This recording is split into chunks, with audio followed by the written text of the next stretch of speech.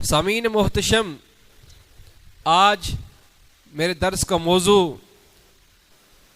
वो शख्सियत कि जिनको ताजदार गोलड़ा कहा जाता है, वो शख्सियत कि जिन्होंने हुजूर अलैहिस्सलाम की नामूस पर ऐसा पहरा दिया और सरकार की खत्म नबूवत पर ऐसा पहरा दिया कि क़यामत तक के लिए आपका नाम रोशन रह गया है, जिनको पीर मेहर अली शाह रहमतुल्लाह अलैह कहा जाता है।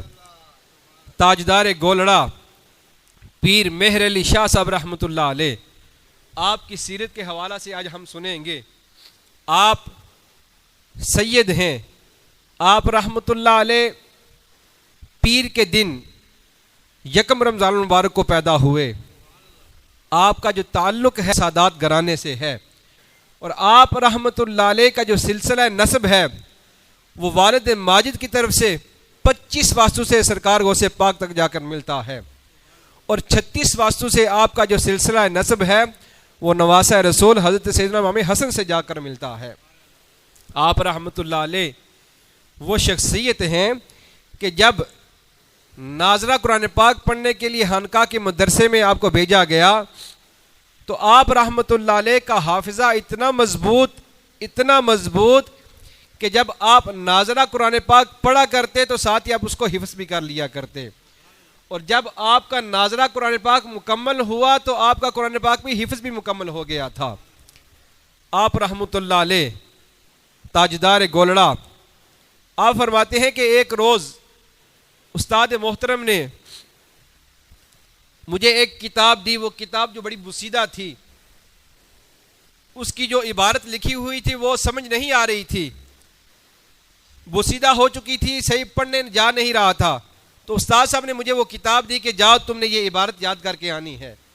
फरमाते हैं कि जब मैं किताब लेकर निकला, किताब खोली तो देखा कि किताब के तो बहुत बुसीदा हो चुकी है, कुछ नज़र भी नहीं आ रहा।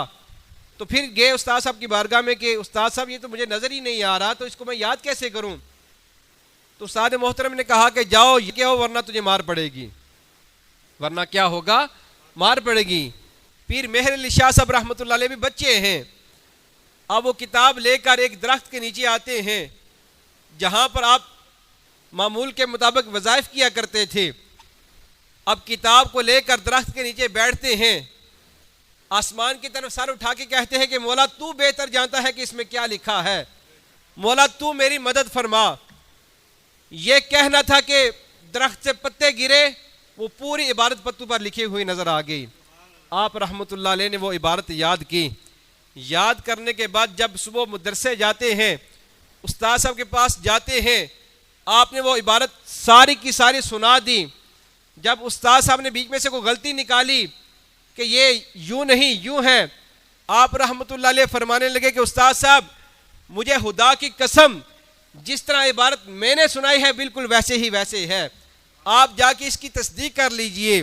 तो फिर उस्ताद साहब का ये बयान है, फरमाते हैं कि जब मैं रावलपिंडी के लाइब्रेरी में गया, जाके मैंने जब वो किताबें खोली तो देखा कि जैसे ही पीर साहब ने सुनाई थी वैसे की वैसी सारी इबारत लिखी हुई थी, वैसे की वैसे सारी इबारत जो है वो लिखी हुई थी।